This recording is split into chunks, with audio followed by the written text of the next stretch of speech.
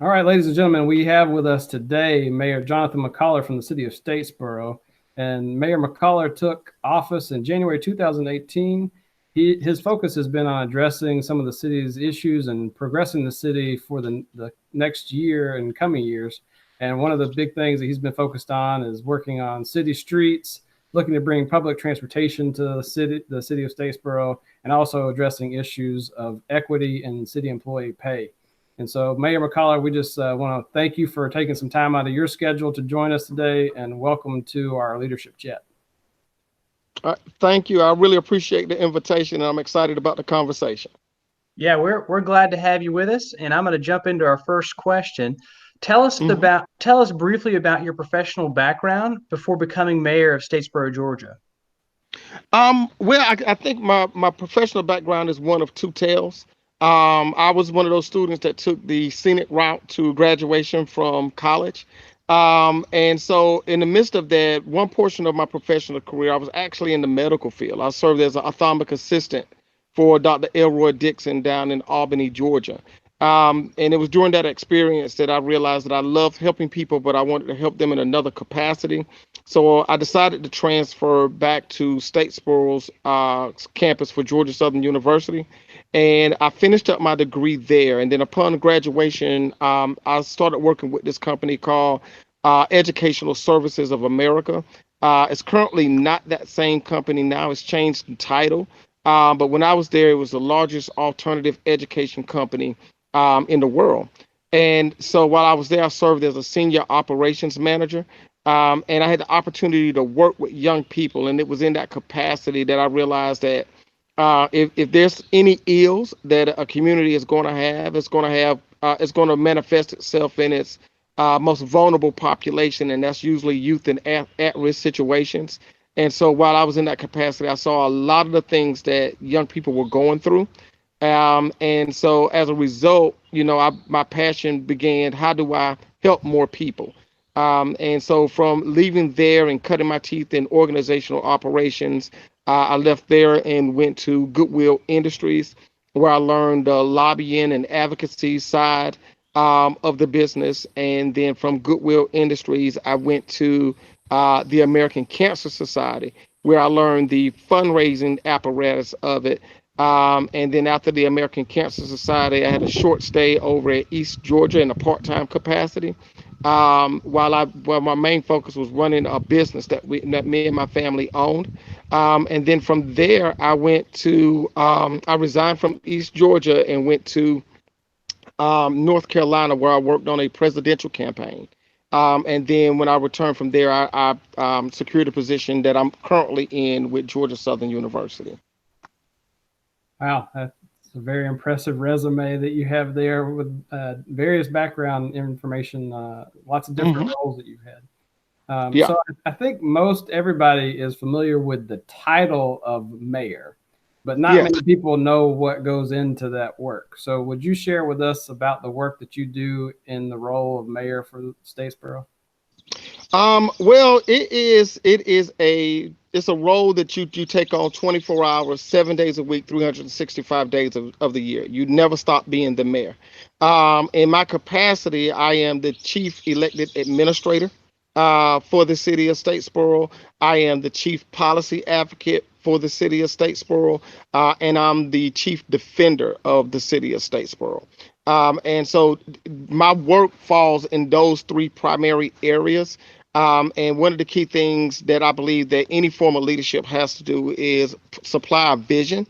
And as mayor, I think we've put out a vision of economic development and inclusion and across the board. And I think when people hear economic development, they think on, primarily on the business side. But economic development also includes encouraging high-paying job opportunities that help improve the quality of life for people within our community. So we've taken a comprehensive approach to addressing these issues. And so I think that we're at the precipice of turning the curve.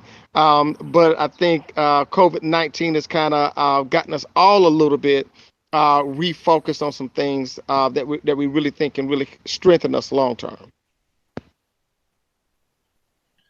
Great.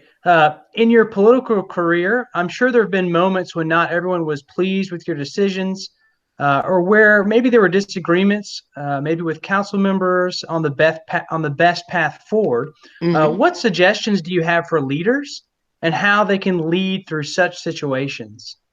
Well, here's my philosophy when it comes to leadership. You have to have a core set of values that you just simply believe in. And I think you have to be extremely transparent about those values, so that when you engage individuals, they understand what are those things that's important to you. And I think that it's through that transparency, people are able to understand why you take a particular position on something. And so what I always tell people in tough situations, it's okay for us to disagree. The key thing is for us to get the things done that we do disagree, that we do not disagree on. And I can give, several examples where me and the council just, we felt a different way about things. But the one thing I can say about the council is that I've been extremely transparent as to what my priorities are, as far as the city of Statesboro. And I can tell you that whenever I think of any form of policy, I think about the most vulnerable person that policy could adversely affect. And then it's my role as chief defender for the city of Statesboro to make sure that we create policy that's going to be able to move the city forward while not putting those that's most vulnerable in more difficult situations. That's great. Thank you for sharing that. We speak with our students a good bit out of leading out of your values, leading out of your personal values. Hmm. So, Mayor McCollar, you mentioned about how some of the COVID-19 has refocused some of the city's efforts on Hmm. very specific things, but specifically with that, what kind of leadership do you think is needed in times of crisis? Well, the politically correct thing to say right now is servant leadership. And and so you hear people say this all of the time. I'm a servant leader, and then when they get into the position, you realize nope, they're not a servant leader. I fundamentally believe the best type of leadership is situational leadership. I believe adaptability is the keys to the future. I believe that the cities that's coming out of this COVID situation, the organizations that's coming out of this COVID situations, that can best adapt, the future is theirs. And so what I fundamentally believe is that you got to have situational leadership. You got to, some situations you're going to have a team where that team is highly organized, they're well equipped, they're well educated, and the best thing you can do is get out of their way. There's going to be situations where you got to have a team where you got to motivate them. You got to motivate them every single day, and then they're going to be the ones that you have to use that motivational style of leadership. And then you're going to have teams that may be that may be highly skilled but lack the organizational tools or lack the motivation. And so you have to adapt to that. So I fundamentally believe that when it comes to leadership style, I believe situational leadership. And I believe you got to have the acuity to understand what is a situational leadership opportunity, what is a servant leadership opportunity. And I think you got to be able to recognize, are you the right leader for that particular situation? Sometimes the best role a leadership can do is delegate a particular task to someone else that will be able to get the task done, because ultimately great leadership get things done. It doesn't necessarily look for the praise that's associated with getting a task done. It focuses on how do I get the best task done, even if that means delegating leadership responsibilities to someone else. I think that's a great segue to the next question. During this current situation with COVID-19, where have you seen great leadership?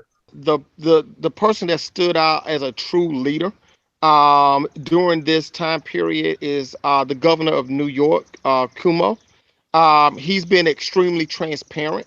He's been extremely steadfast, and he's worked diligently to provide resources to the people that are on the front lines of this. So I think that he's done a very good job of being transparent and open, and being honest. That's one thing that I really look forward to in leadership. How can we just be honest? Sometimes you got to tell people difficult things, and it's, and everything is not, cherry pie with whipped cream on top. Sometimes you got to go in and you got to get to the downright ugly of it.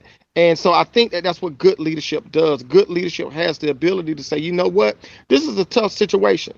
Some things are not going to be the same after this, and there's going to be some tough decisions that's going to be made.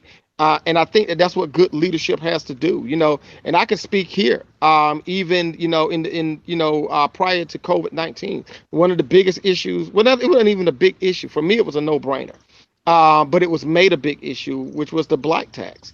And what I recognize is that you don't pass a black tax on a community with a poverty rate above 50%, and you're struggling to get that economy up and going.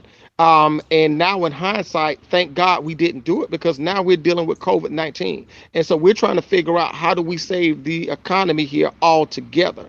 And can you imagine, putting business owners and property owners into a situation where they could possibly lose their only means of building wealth? And so I look in hindsight, I think locally that was a great decision. No, look, this is not the time for it. And thank God we didn't, because I could only imagine, a year or 2 years when we're still trying to recover economically, the effect that could have on families and businesses within our community. So one kind of question to leave us with is that, our students and people that we, likely be viewing these leadership chats are people who will like to take action and step into roles where they can help. So from your perspective, how can students and citizens of Statesboro provide leadership to help our city in the days to come? I think the first thing that you're going to have to do is know who you are. Before you can step into any role, before you can think about helping anybody, you got to know who you are. Because when you step into leadership, you're going to get critiqued. And I can tell you, by being mayor, individuals that don't know me, they pretend that they do. And I've never had conversations, never really met, or we've had fleeting conversations. And some of the things I've said are just simply not flattering. But with that, I know who I am, and I know who I've always been. And I have a 30+ year record of helping individuals in this community. And I know what my core principles are. So my message to you is, before you try to help someone, know who you are.